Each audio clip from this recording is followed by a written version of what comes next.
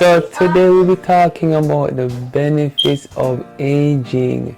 Thus far we've spoken about the definition of aging, about how there is a chronologic age, a biologic age, a functional age. Then we discussed the theories behind aging, and we've discussed the fact that there's some of these factors that can lead to aging that are actually reversible and treatable, like the antioxidant consumption from fresh fruits and vegetables that may counteract the influence of free radicals and the function and structure of cells. So, we also discussed in the last episode the changes that occur in each organ system. So today we'll be discussing the benefits of aging.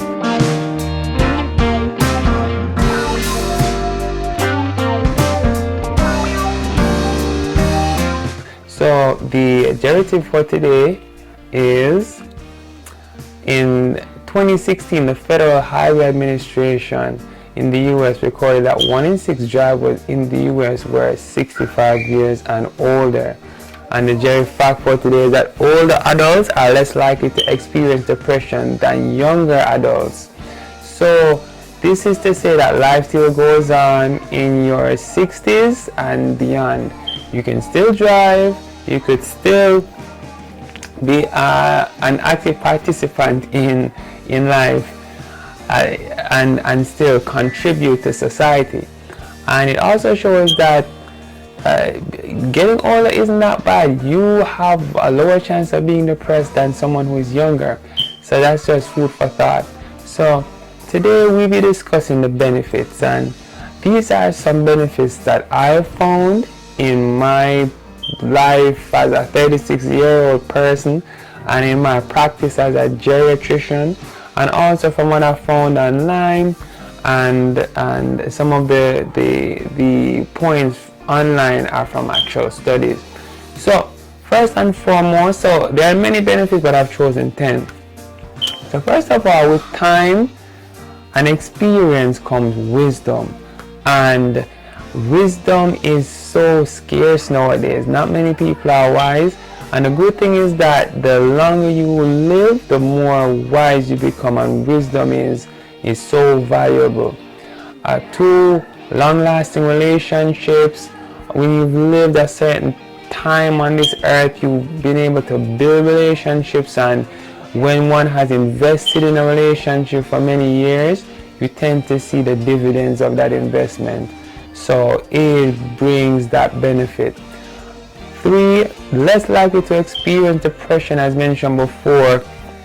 And I think it has to do with the fact that older persons have learned of how to cope with the hardships of life and have developed successful coping mechanisms that younger persons may not have developed just yet. So, and that's where experience comes in. 4, older persons are better able to prioritize. I think maybe as young persons we take for granted the time that we have ahead of us, so we may not use what we're given meaningfully, while an older person, I think it's because there's a recognition of the fact that time is limited, health is very their health, anything could happen. They could become sick at any time.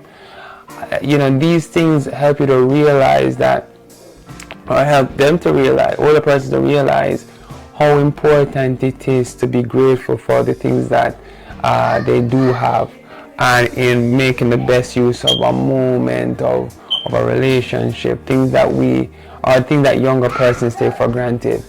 5, with age comes time away from work. More persons, as they get older, they have the privilege of retiring, and with retiring comes more time available to do other stuff like hobbies.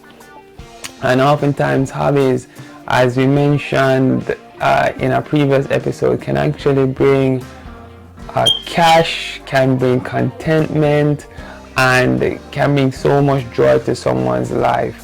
So that's a blessing.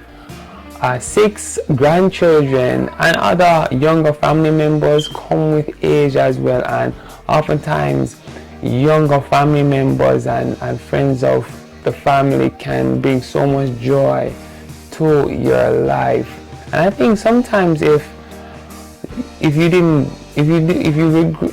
you have some regrets from the thing that you did and did not do as a parent, oftentimes grandparents will make it up with their grandchildren. So that is a benefit. Volunteerism, with time away from work and retirement, there's more time to volunteer. And for many people, volunteerism is such a great practice, and there's so much to gain from volunteering. Relaxation, many older persons, they retire and go on vacation, they travel the world, do the things that they wanted to do for all the years that they work. They finally have the time to do that.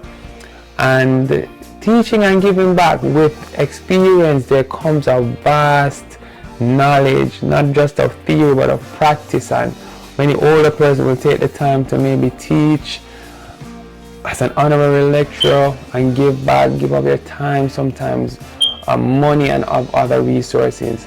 And also, I read this online that older persons actually have fewer and less severe allergies than their younger counterparts, with fewer migraines. So that's just a snapshot of the many benefits that come with age. And the objective for today is to try to aim for 7 to 9 hours of sleep per night to maintain health and alertness. Good sleep can help to prevent falls and may enhance overall well-being. So that might help. Try to go to bed on time. Have a good process in preparing for bed. Try to put away all devices like telephones and iPads that emit blue light that can affect your ability to fall asleep soundly. Try to avoid alcohol close to bedtime, coffee, any other things that could be considered a stimulant before bedtime, and only stay in bed for sleep and sex, and consider the bed as just being a place to fall asleep. And if you're having difficulty falling asleep in bed, come out of bed, go into the living room, get sleepy, and then go into bed, and that might help you to fall asleep. So thank you, my friends. Here's some resources for you. Again, the National Institutes of Aging at the NIH is a good resource for persons who want to learn how to age well. Thank you, my friends. Have a good evening. Bye-bye.